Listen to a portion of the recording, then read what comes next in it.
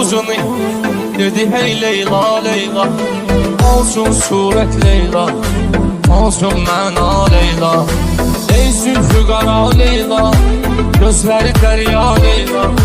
Məzlun olmaq məndən, boynuma zəncir səndən. Məzlun olmaq məndən, bir məndən bir səndən.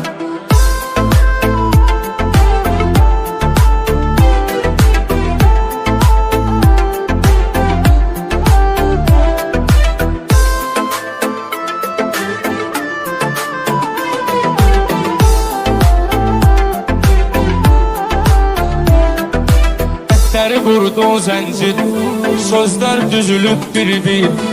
İnsan qanı soğrandı, adam yiyəndi vampir. Sən yuxudan kaldursan, qorxar vampir səndən. Sən yuxudan kaldursan, qorxar vampir səndən.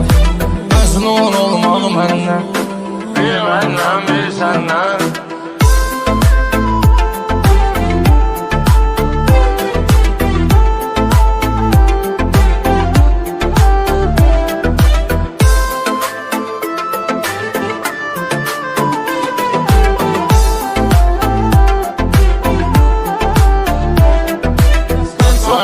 Allahsan, Allah Kerim Allahsan, Rəhman Rəhim Allahsan, Allah Kerim Allahsan.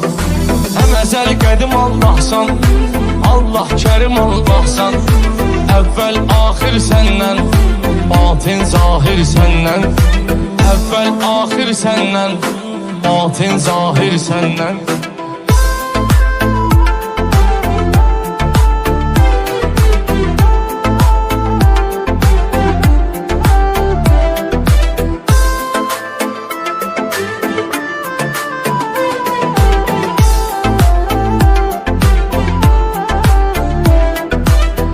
Dalalı tufanlı, derya göz dünyası.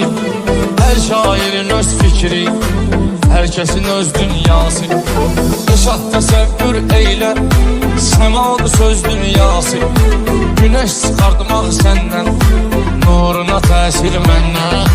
Güneş çıxartmaq səndən, nuruna təsir məndən.